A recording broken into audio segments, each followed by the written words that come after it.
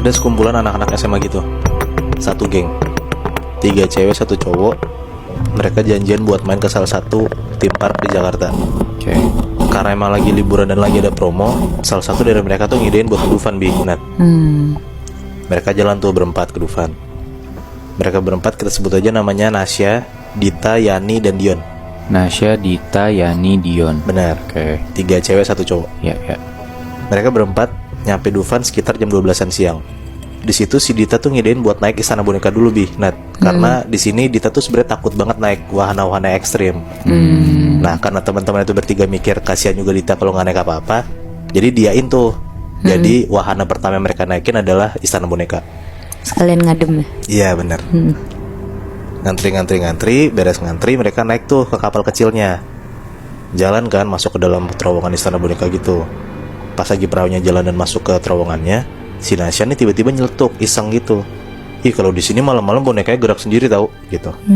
Anak-anak tuh cuma pada ketawa-tawa doang karena posisinya juga mereka lagi bercanda-canda seru kan. Iya. Mereka nunjuk tuh satu boneka yang kanan, satu boneka yang kiri. Pokoknya tuh mereka komen-komenin lah boneka-boneka di sana. Nah tiba-tiba pas Yani nunjuk bonekanya sambil ngomong, ih kocak banget boneka di sana mukanya aneh gitu. Nah di situ Nasya langsung lihat tuh boneka ditunjuk sama Yani. Tapi di situ posisinya Nasya salfok banget. Bukannya ngeliatin bonekanya, tapi di situ Nasya ngeliat ada kayak sosok cewek di belakang boneka yang Yani tunjuk. Tapi cewek ini madep belakang. Jadi cuma kelihatan rambutnya doang gitu. Di situ si Nasya rada kaget lah dan makin coba ngefokusin penglihatan dia ke arah boneka itu. Tapi pas lagi fokus banget ngeliat si bonekanya, tiba-tiba badannya si Nasya dipukul sama Dion. Kayak, boy bengong aja gitu. Nah penglihatan si Nasya nih kabur abis ditepok kayak gitu sama Dion kan. Pas Nasya nengok ke belakang ke arah boneka itu, ternyata sosok cewek yang Nasya lihat hilang gitu aja. Udah nggak ada di sana. Di situ mereka beres naik wahana Istana Boneka, mereka keluar. Nasya ngomong, kalian lihat nggak sih di belakang boneka yang ditunjuk masa ada cewek gitu. Di situ anak-anak bilang nggak ada apa-apaan, malah bilang Nasya tuh ngarang gitu. Dita tuh ngomong kayak, masih siang kali, nggak usah ngarang, salah lihat kali orang di sana boneka semua gitu. Nah terus si Nasya tuh langsung ngomong, nggak deh gue bercanda, nggak ada kok cewek-cewekan kayak gitu. Gitu. Nah di situ tuh Dita ketakutan lah ngoceh kayak jangan bercanda tempat orang gitu. Pokoknya tuh cewek-cewek langsung pada heboh lah. Karena nih cewek-cewek nih hawanya udah pada repot, Dion tuh nengahin lah buat ngajak makan dan sebat dulu, baru deh mereka naik wahana lain. Singkat cerita mereka udah makan, udah sebat, naik beberapa wahana lainnya. Dan di situ ternyata waktu udah nunjukin sekitar pukul jam 5 sore. Si Dion tuh bilang, ini kan udah sore, berarti udah tinggal beberapa wahana lagi yang bisa kita naikin. Gimana kalau misalnya kita naik yang basah-basahan? Dan anak-anak ngidein dan ngiyain buat naik arung jeram. Kecuali balik lagi si Dita. Si Dita tuh bilang mager karena harus basah-basahan dan dia tuh nggak bawa baju sama sekali.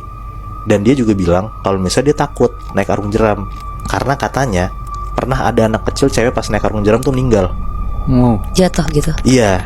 Kenapanya? Karena perahunya tuh kebalik, habis itu meninggal, Nat. Dan mayatnya pun katanya nggak ditemuin. Hilang.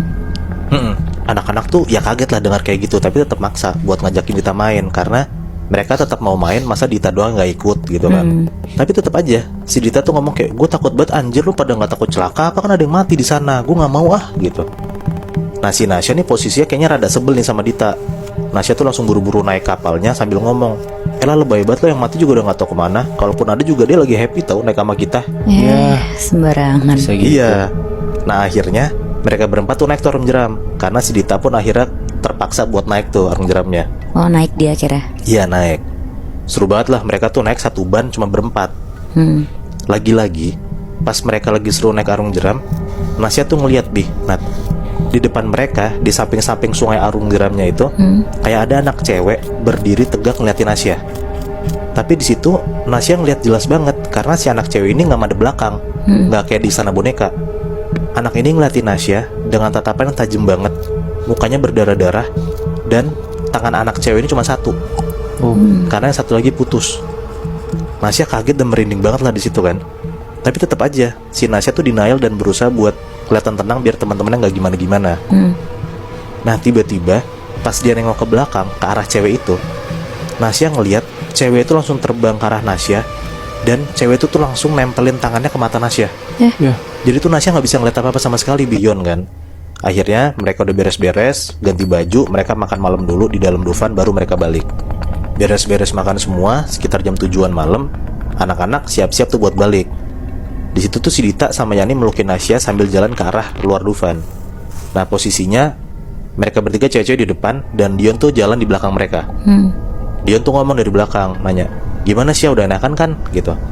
Nasya tuh ngomong ke Dion, "Lumayan ya, udah enakan kok," sambil madep ke arah Dion ke belakang gitu. Dan pas Nasya nengok ke belakang, ternyata Nasya ngeliat Nat, di belakang Dion ada sosok anak cewek yang tadi Nasya lihat lagi jalan ngikutin mereka. Nah saking lemesnya, Nasya tuh nggak bisa ngomong apa-apa lagi. Dia langsung balikin pandangannya ke arah depan buat tetap jalan sambil nahan nangis tuh. Si Yani ngomong, "Alhamdulillah deh kalau misalnya lo nggak ngeliat apa-apa. Kalau misalnya lo ngeliat lagi kasih tahu kita ya," gitu. Nah di situ cuman ngangguk doang tuh si Nasya. Jalanlah mereka kan lewatin antrean kora-kora tuh, karena kan trek keluar kan harus lewatin kora-kora situ kan. Di situ Yani ngomong, "Ih seru banget anjir naik kora-kora, ternyata masih ngantri lagi, mana kita belum naik," gitu kan. Nasya nengok tuh ke arah antrean kora-kora, dan ternyata Nasya ngeliat lagi ada sosok cewek itu. Ternyata si sosok cewek itu lagi berdiri di tengah-tengah antrian kora-kora sambil ngeliatin Nasya. Nasya langsung ngomong tuh kayak, "Yuk cepetan yuk, keluar yuk, gue udah gak kuat banget," gitu. Dengar kayak gitu, ya mereka langsung buru-buru keluar lah, jalan lah keluar kan mereka. Tepat di gate keluar, ada satu wahana lagi yang mereka harus lintasin, yaitu karusel. Kuda yang ada paling depan Dufan tuh loh. Iya, tahu kan lo? Tahu. Nah, lo tahu Nat, di atas karusel itu, Nasya akhirnya ngeliat lagi ada sosok anak cewek itu lagi duduk di atas kudanya sambil ngeliat ke arah Nasya. Di situ tuh Nasya langsung lari kenceng banget keluar Dufan dan ninggalin teman-temannya. Jadi tuh kayaknya Nasya tuh diikutin mulu gitu loh Nat, selama di Dufan sama sosok ini. Tapi alhamdulillahnya setelah mereka keluar Dufan, udah gak ada gangguan lagi tuh yang menimpa Nasya. Oh, Bete banget sih. tapi si Nasya ini tuh emang sebenarnya indigo. Enggak, gue nangkepnya karena Nasya tuh ngomongnya kurang ajar aja Nat. Oh, ucapan dia pas di istana boneka itu ya? Iya, dari istana boneka, dari di Arung Jeram. Dan akhirnya mereka baru tahu juga ada orang yang pernah meninggal di sana kan.